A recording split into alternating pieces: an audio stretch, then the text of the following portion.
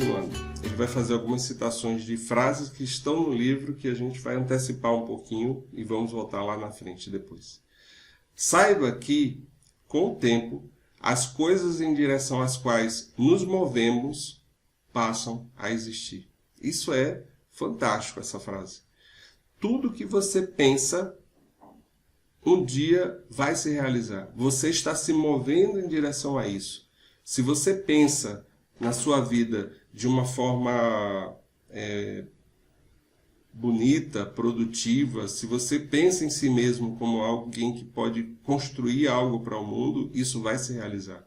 Se você pensa em você mesmo, se você pensa como alguém fracassado, injustiçado, que a vida é vítima da vida, isso vai se realizar. Nós nos guiamos para onde nossos pensamentos estão sendo conduzidos. Por isso ele dava tanta importância para a gente poder ter esse controle da mente, para que a gente possa pensar nas coisas corretas que nos levem para o melhor de nós mesmos. Tenha em mente que o valor de um homem é medido pelas coisas que são objeto do seu zelo. Aquilo que você cuida, aquilo que você gosta, aquilo que você ama, esses são os seus valores. Os seus valores não são aquelas coisas que você diz. A gente gosta às vezes de dizer assim, eu sou uma pessoa generosa, eu sou bondoso, eu sou humilde. A gente fala isso às vezes como uma forma de realçar alguma coisa em nós, um ato que a gente fez, mas isso pode não ser os seus valores de verdade, se você não estiver vivendo eles. Os meus valores não são as coisas que eu digo, são as coisas que me motivam, as coisas que fazem com que eu faça realmente o que eu devo fazer, o que eu vou fazer. O que é que me motiva? Eu posso fazer uma ação que aparentemente para todo mundo é muito generosa. E todo mundo vai olhar e vai dizer assim, poxa, como o Robson é generoso. Mas eu sei o que me motivou. E se o que me motivou foi a vaidade, eu vou fazer isso porque eu quero que todas as pessoas vejam e me digam quanto eu sou generoso. O meu valor não é a generosidade, é a vaidade. E só eu posso saber isso, só eu posso medir isso. Por isso é importante você ser sincero com você próprio. Porque se você não souber quem você é, você não sabe para onde está indo. Deixe a injustiça com quem a cometeu. Outra frase fantástica. Eles pensaram umas frases aqui, né, na introdução, para mostrar, dar um gostinho do que Marco Aurélio tem para trazer para a gente. Deixe a injustiça com quem a cometeu. Se você recebe um presente, se alguém quer te dar um presente e você não recebe, você não aceita o presente, de quem é o presente? É da pessoa que queria dar o presente. Alguém quer cometer uma injustiça com você, não aceite, deixe para ela. Ignore. Viva a sua vida, cuide da sua vida. Não deixe que outras pessoas determinem os seus sentimentos, os seus pensamentos.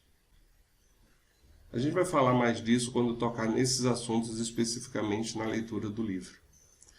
Através de exercícios mentais regulares desse tipo, isso era um exercício que Marco Aurélio fazia. Marco pensou prover sua mente com coisas verdadeiramente boas e belas. Alguém com uma mente tão dotada deve fazer coisas verdadeiras, boas e belas, pois a ação acompanha o pensamento. Essa frase é maravilhosa. A ação acompanha o pensamento. Nada mais estoico, nada mais romano do que isso. Ação e pensamento estão juntas. Eu ajo de acordo com o que eu penso. Eu construo um pensamento e esse pensamento vai determinar quais são as minhas ações. Não é o contrário.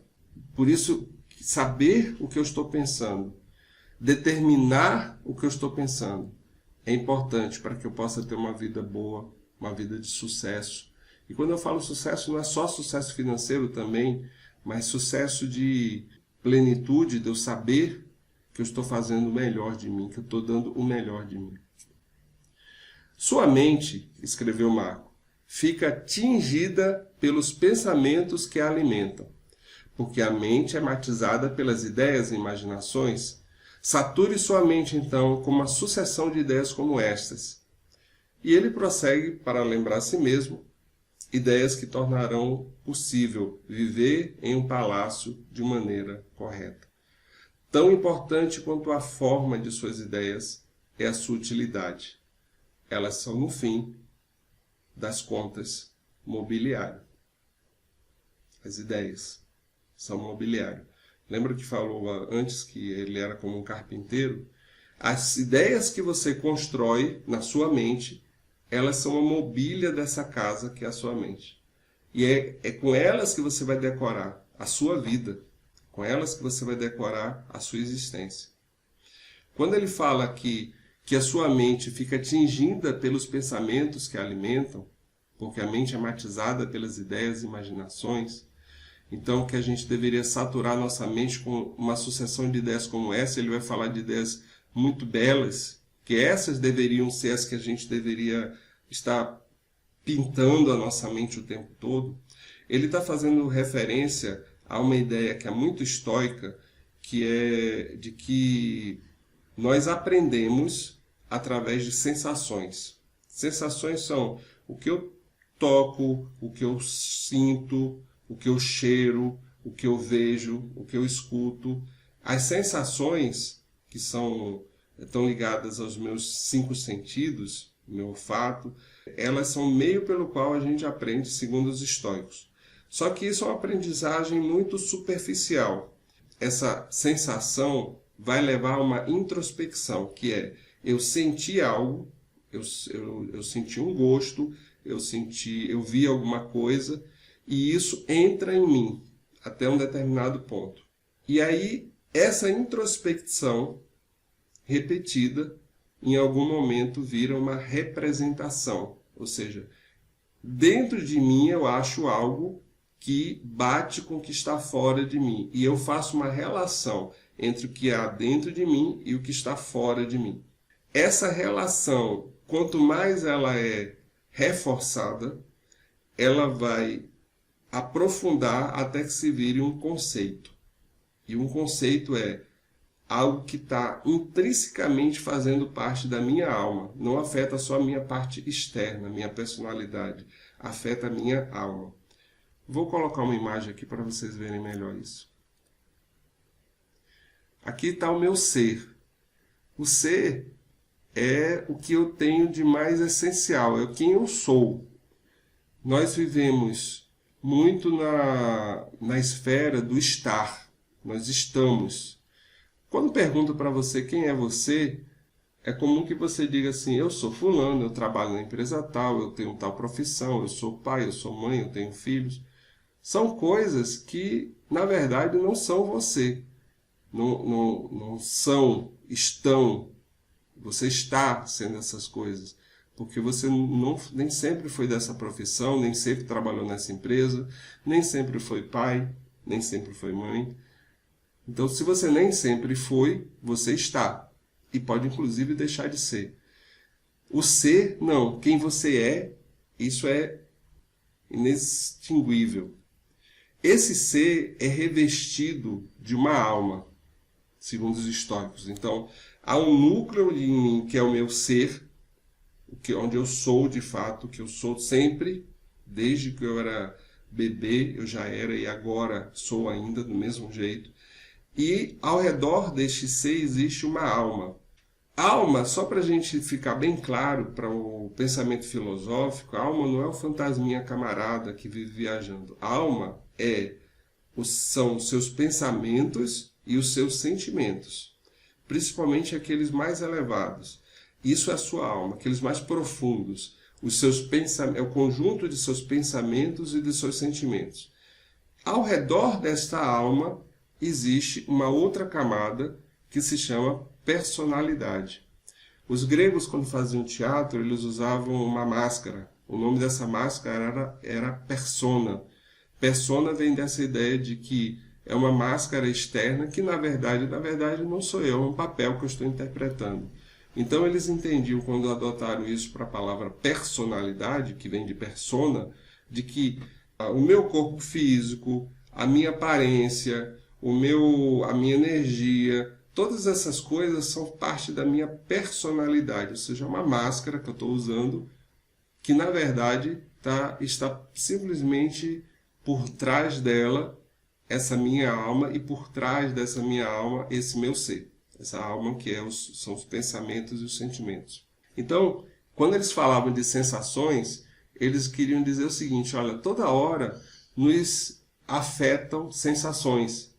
Nós temos contato com várias coisas, nós cheiramos, nós sentimos através do tato, nós vemos, nós ouvimos, nós degustamos muitas coisas. Essas várias coisas com as quais nós temos contato são as sensações.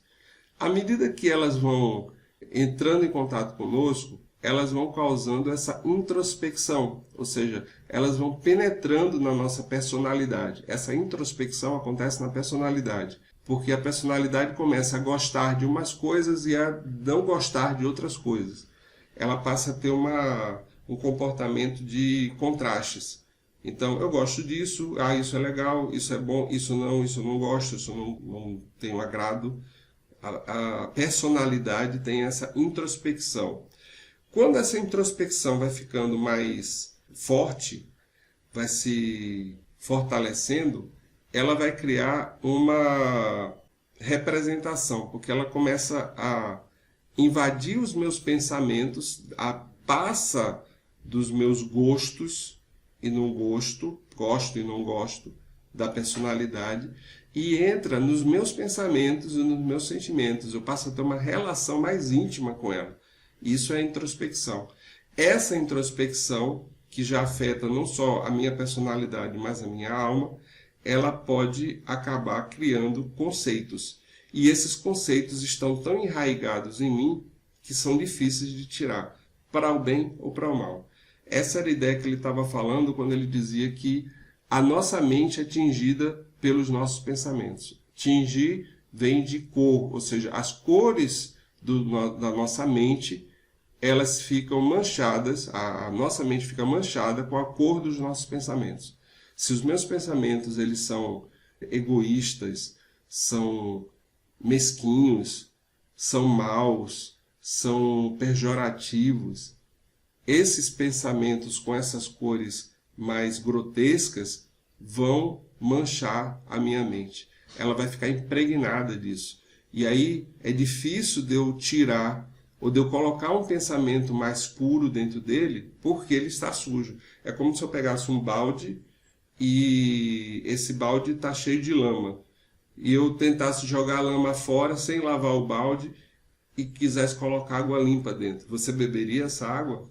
Provavelmente não, porque embora não tenha mais a lama grosseira, mas tem uma crosta de lama que ficou impregnada no balde, a água limpa vai se contaminar com esse balde, com essa crosta suja. Então, eu preciso aprender a primeiro, não poluir a minha mente com pensamentos nocivos.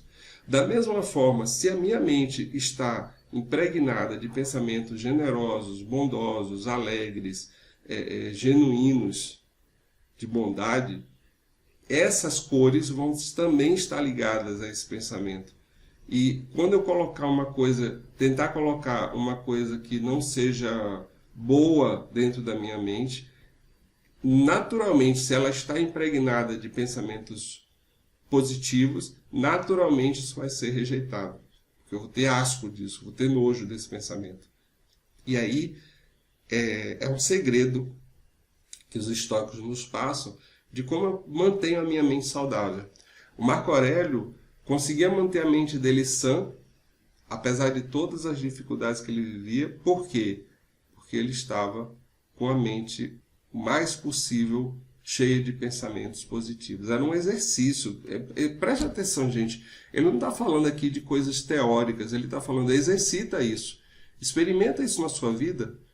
Passe uma semana tendo só pensamentos, controlando a sua mente o máximo que você puder para ter só pensamentos positivos, não criticar ninguém, não falar mal de ninguém, não pensar em vitimismo, não ser vítima de nada. não achar que a vida está difícil por causa disso, por causa desse problema ou daquele problema, dessa doença, dessa crise que existe. Tenta limpar a sua mente, tenta não absorver essas ideias e tenta preencher essas ideias, essa sua mente, com coisas muito boas, as melhores que você tiver. Faça essa experiência e veja como é que fica a sua vida depois disso. Isso é o que os estoicos nos ensinam.